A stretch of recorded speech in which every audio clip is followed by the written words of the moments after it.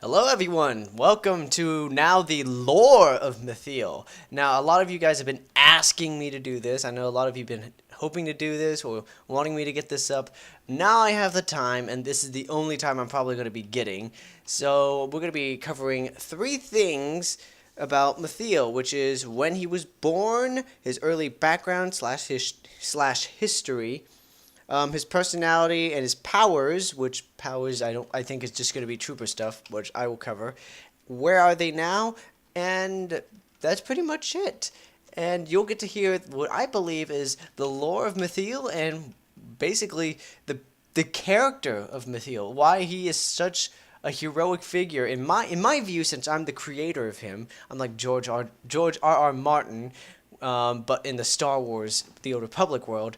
Why I believe Mathiel is the heroic kind of figure that people can look up to and people will not people will want to be like. So let's get this story started.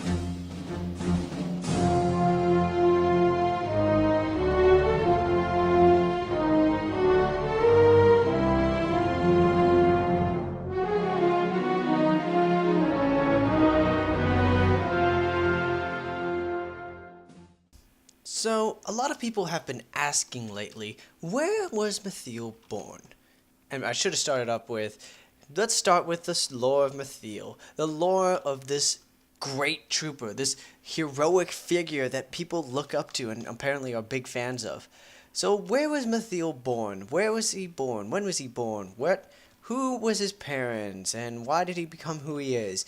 Well, I'm going to answer the easiest question. In my opinion, the lore of Mathiel is probably the easiest lore of all of them because he's such a heroic figure. He knows what he is. He knows what he has to do. He knows his duties to the Republic. He knows everything. He knows what he has to do. He can make the greater sacrifice, even if it's like a personal one, like an emotional one, like he did with.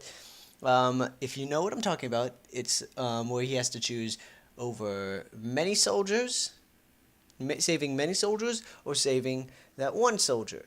And I'm going to let you look for that video.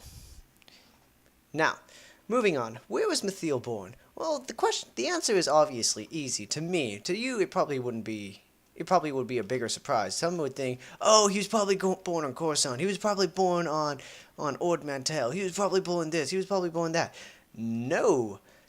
Mathiel was actually born at a very popular or very well-known Republic planet. He was born on Corellia. As of right now, let's say the Great Galactic War started in 3681 BBY, Mathiel was probably born like 3 years after the start of the war. So, let's say if we had to go by when the Cold War ended, that was a 28-year between the Great Galactic War and 9 more years before the start of the Cold War, the end of the Cold War and the Second Great Galactic War. Mathiel would probably be about 35 years old. He is 35. He's older than Sendius, and he's he's way older than Kavasar. Kavasar is probably 1 year older, or just probably the same age as Sendius. But moving on, we're back to Mathiel. Mathiel is born on Corellia. This is where he was born. He was born 2 years at the start of the Great Galactic War. So that would be 3679 BBY. That is when Mathiel was born.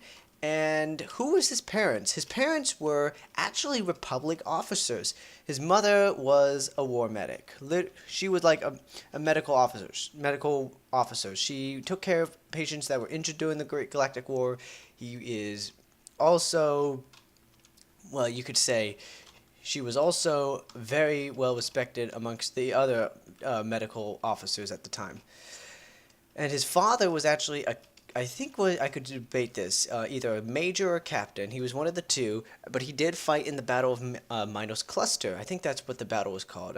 You can fact check me if what it was called specifically, but I think it was called the Minos Cluster. His father fought in the Minos Cluster, though there was a good chance he probably was killed in the battle. It happened probably when Mathiel was probably like 2 or 3 years old. So Mathiel never had a father figure to look up to, honestly. So he had his mother to look after him, even when she was actually helping patients half the time. She still tried to try to raise her son right and do the best she could, really. But her mother was eventually killed when Mathiel was like 10 years old. So around 36, 69, her mother was killed. So Mathiel's on his own at this time. But he gets that feeling where he has to do his service to the Republic. So what does he do? He does what any other child would do. He signs up to the Republic Army as a young kid. He tries to go into like the training program and everything. Does he ever get to fight in the Great Galactic War? He fights at the very end, so we're going to get to that. So the history of Mathiel. The history of Mathiel is that he actually is a very dutiful person. When his mother died, he had to go be raised by his cousins. His cousins were probably like 7 or 8 years older than him. They're not officially soldiers. They were more like merchants, shopkeepers, all that stuff. But they still raised him around the core world. So Mathiel was definitely safe from what you would say what happened to Sendius. He didn't suffer. He didn't become like this anti-hero or this villain, if you want to go by Sendius's view like that. Sendius sees himself half the time as an anti-hero. He will make a decision that will benefit him or is somewhat heroic, but he is considered a villain half the time. But Mathiel, he was protected from any Imperial attacks, and he grew up believing in his father's ideals, even though he rarely knew his father. His cousins told him about his father. Like, for example, his cousins would say, your father believed in principle. Your father believed in doing what was right no matter what. Your father thought of making the great sacrifices, even if it was for the greater good. You have to make a sacrifice. And Mathiel really took that to heart, and he says, no matter what, I will do what my father believed in. I will do what my father believed in. He believed in doing what was right no matter what the cost was. And that stuck to Mathiel. It made him think a lot. But did this have an effect on Mathiel? You could say, yeah, it did. He wanted to stand by principles, and he believed in the Republic's ideas. So this is what I'm going to get to the part when he was in his late teens now. He's probably 18, 19 now. He's not 20. He doesn't hit 20. He doesn't go fighting in the Great Galactic War. Not yet, at least. But Mathiel is trying to learn some Republic ideas. He's being taught under some Republic officers who you could say were very incompetent at the time. He's learning from incompetent officers. He's saying, you should fight in order to fight in this battle, this is how you do it. This is how you do it. This is how you do it. And you could say a sergeant would come in and say, no, that's way different than what you would expect. What you're saying is completely wrong. But Mathiel took the sergeant's word by heart. He believed that in order to gain experience, you have to actually experience it. Like, you have to actually have it happen to you. And he agreed with that sergeant's philosophy, you could say. But he always made sure his grades were high. He still tried to believe in doing what was best for everyone.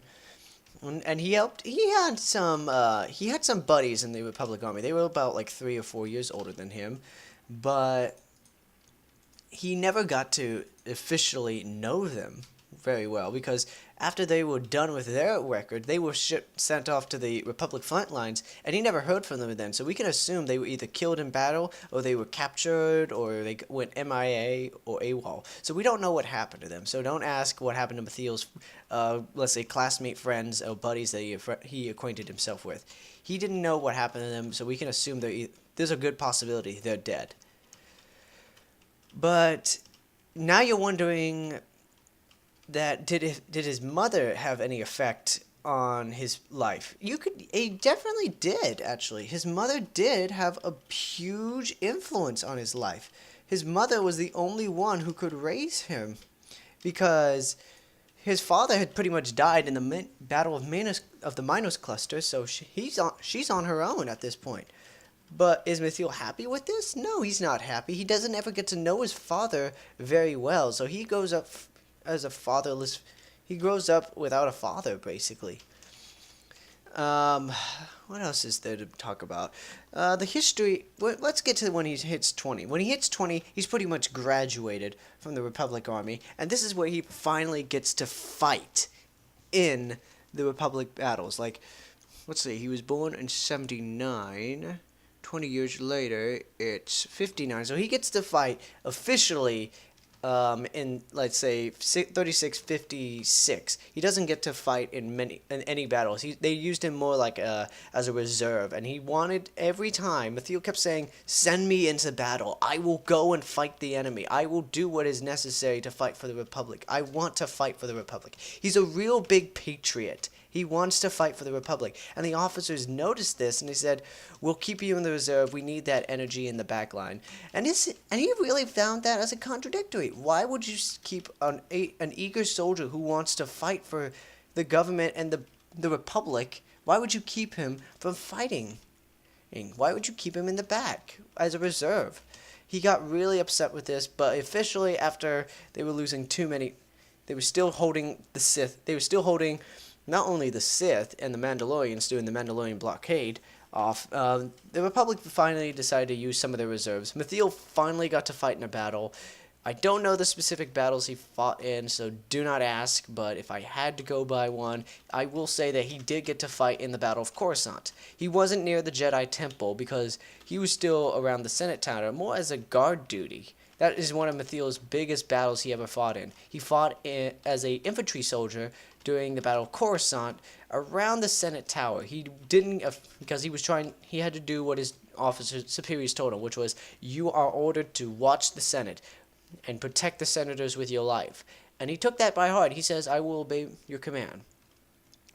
Now, Mathiel did fight in the battle. He did get injured in the battle. He was shot in the right leg where the thigh is. He got shot there about twice and was carried off the battle. He still wanted to fight, but his companions, his brothers in arms and sisters in arms, decided to carry him off the battle and get him to a medical officer. So it's really a huge influence on him. But enough of that. I'm going to change the scenery, and we're going to go to a better place to talk about his personality and, well, let's say the ending of the history of him, and then we'll talk about personality and power. So let's get a minute, folks. And here we are, at the planet Ilum, a miserable waste planet that nobody loves and nobody ever goes to. It's a fact. Now, moving on back to Mathiel. Now, let's finish up with the ending, history, and background of Mathiel. Now, Mathiel later was, though he was injured in the battle of the Battle of Coruscant, Mathiel actually was able to save many lives during that battle, because when the senators were actually scared, and so much were the civilians, Mathiel actually led a squad. He wasn't officially allowed to at that time. He actually recommended and led a squad of people to go rescue civilians and direct them to the Senate Tower for safety, which many people did. Though he actually had to fight off some Imperial droids and some Imperial troopers, he actually did what he felt was right. It was principle to defend the people of the Republic and the citizens of the Republic. But when we came up to the Treaty of Coruscant, Mathiel is somewhat sad. He was angry and sad at the time. It was more like a depression and anger mixed together. He was depressed that you could say they lost the war, but he was outraged that the politicians pretty much signed the Treaty of Coruscant. He said that it would make the Republic look very weak, very incompetent. It would not be able to defend the planets that were being taken over or being left to fend for themselves in the galaxy. And he was against that, really. And if you read the comics and the lore, pretty much Mathiel is right. He disagreed with that, and even though he was a trooper, he could see that was pretty clear. But you could obviously see that his superiors disagreed. They thought it was not a big deal, that planets were going to stay loyal to the Republic even if they have to fend for themselves. And Mathiel is proven right. But we're going to get now to during the Cold War part of Mathiel's story. When Mathiel found out this, he was really outraged. He didn't want to be specifically as an infantry soldier anymore. He refused to do it anymore. So what he did was he went back to the academy and wanted more advanced studies. He wanted to become an officer, or he wanted to be in a more specialized group, which you could see in the Trooper video. He actually got into the Havoc Squad, and now he's the leader of Havoc Squad. Mathiel went back to the academy because he wanted to become more stronger and more of a leader at that time, and or just work with a better squad, or work with a squad that actually gets the job done. He stayed in the academy for like about 7 to 8 years, and he always kept good his grades and his studies and everything at an A+, because like I said, he was following his father's principle, which is to always get the job done, or he was following his father's idea that it's principle, and he wanted to follow that idea that it's principle, to do what you believe is right. And Mathiel believes that you have to always do what is right, so he continuously refused to give up on anything. But does that make Mathiel a bit of a nerd? No, it makes him a bit of a very dedicated person. But now we get to another thought. Why did Mathiel chose to go back to the academy? Well, like I said, he no longer wanted to work under incompetent officers. He actually called his officers behind their backs incompetent. He said they shouldn't be leading the Republic. There were some he actually looked up to, like the former leader of Havoc Squad. I think I might say his name wrong. Jason or Javik Malcolm. He actually respected Malcolm extraordinarily, and he thought he is the only one that should be leading the Republic. He should be leading the entire Republic army, but we know that's not true, or that's not the case. So Mathiel really looks up to very few officers that actually get the job done and actually serve the Republics and its citizens. Now, after that, well, during he was in those advanced studies of his Republic Military Academy stuff, he actually decides to go and hold on. There we go. He actually decides to befriend some people. Since it's the Cold War, in his view, he says there's no need to not try to make any friends, because the people he befriended or became buddies with in the Republic Academy, he knew they were probably dead after they left to go fight in the war. He felt like there's a good chance they're dead at this point. But he made friends, and their names, we don't know what their names are, but we have a good feeling that they are still alive now, or maybe like one or two of them had died out. But Mathiel really, how do I say this?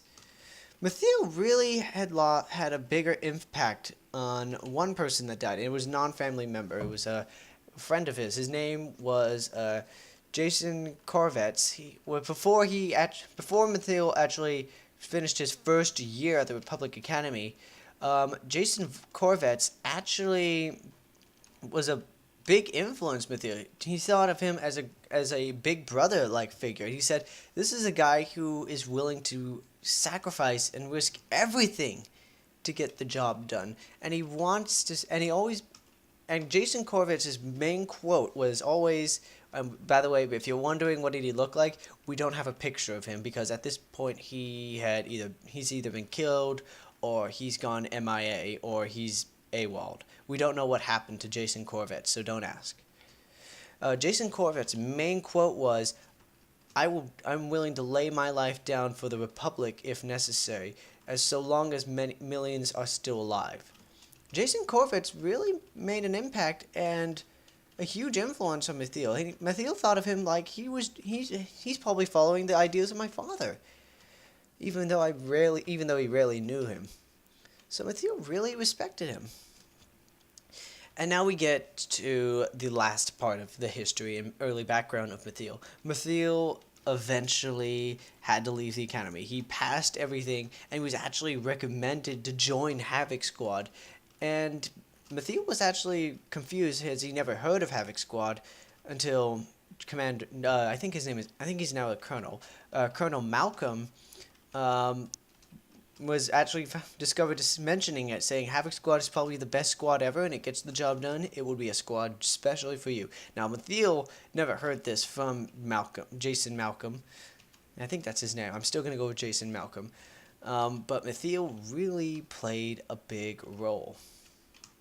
And when he heard that Jason Malcolm said that Havoc Squad's the best squad ever and it gets the job done, Mathiel really liked that. And he said, I will definitely join the squad then. And what we find out later is the whole story of the Trooper Let's Play and the whole walkthrough that I done. So let's get to personality and powers now.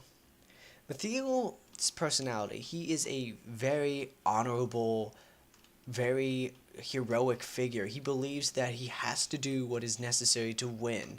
He's willing to lay his life down for somebody if necessary, but he also is willing to make a sacrifice if it means the greater good. For example, he's willing to sacrifice 10 people if it means he can save 1,000. And Mathiel knows that. He knows it's principle. You can't save the 10 people over the 1,000.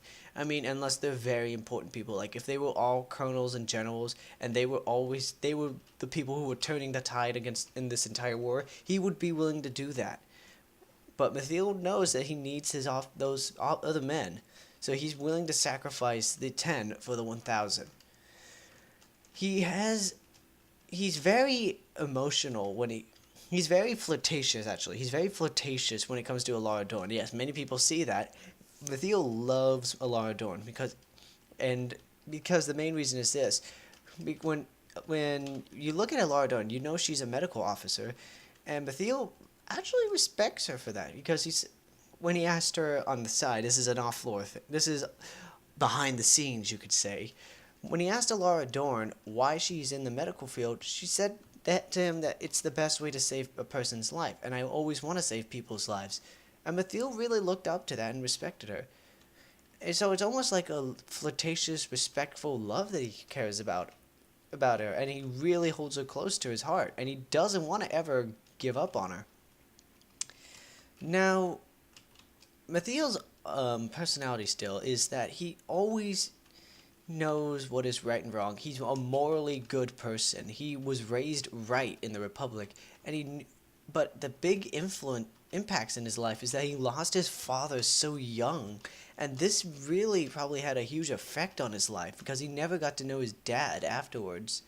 I mean, even before he was 5, before he hit the age of 5, he died probably when he was 3 or 4 years old, and that really hit Mathiel there.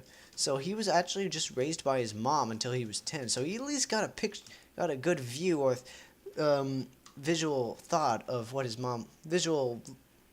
of what his mom looked like.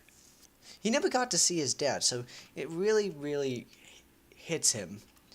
It really hits Mathiel. Now his powers. Now his obvious power is he doesn't have any force powers, but Mathiel's a big troop guy. He's a trooper dude. He literally can carry a big ass gun, which you can see here, and he's willingly able to take a beating half the time, and he knows some medical let's say education. We'll say medical education. He knows some, so he's able to heal himself when he has to. But Mathiel's almost this tough trooper that he is going to try and do whatever it takes to win, and he's gonna always try and fight at till tooth and neck with people. But I want to finish off with his personality on this. Mathiel's personality is he's just this. He wants to feel like he wants to be a heroic person. He's not arrogant. He's more humble, and he's more humble when he knows that he has to be respectful around his superiors. But he does get a little arrogant only when he knows he knows when he's done the job well, the war is over, the battle is over, whichever one you prefer, and that he's really done a great job and people are looking up to him as like a heroic person. But Mathiel, yeah, he's more humble than he is arrogant. It's like if I had to put it on a scale of 1 to 10, his humble scale is at a 7, and his arrogant level is at a 3. So he's really more humble. So now many of you are going to ask me, where is Mathiel now? What has he been doing? Well, in the video, the finale of my trooper walkthrough, you would see him walking away and enjoying time. And I did state it, he was gonna go. If you heard my other videos, he was gonna go join a little R&R. Mathiel did get his R&R break. He did. He got more time to spend with Alara Dawn. He got to talk with all his other squad mates. But now he's back at the front lines. He's mostly stationed around Ilum and Makeb, and sometimes he has to go to Oricon to fight the Dreadmaster's armies. If you have defeated them, then yeah, we won't go into that topic. But Mathiel really is everywhere. He's fighting a lot of battles with a lot of more, as he claims, competent and more decisive generals and Republic officers now. And he says these are the men we should have had during the Great Galactic War. So I definitely agree with him when he says that he's fighting with more competent and more decisive general officers. He really likes them and he really respects them.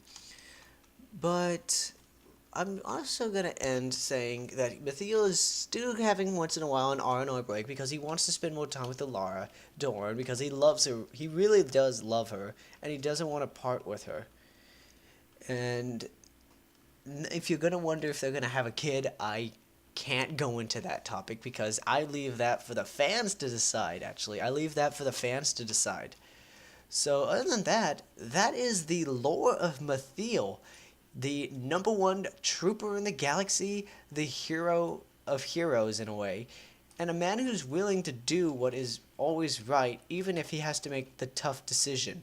Even if it's a bad decision, he still has to make it. So, other than that, folks, that's pretty much it. Thank you very much for watching. Thank you for listening to me, and I hope you enjoyed the Lore of Mathiel. So, bye-bye!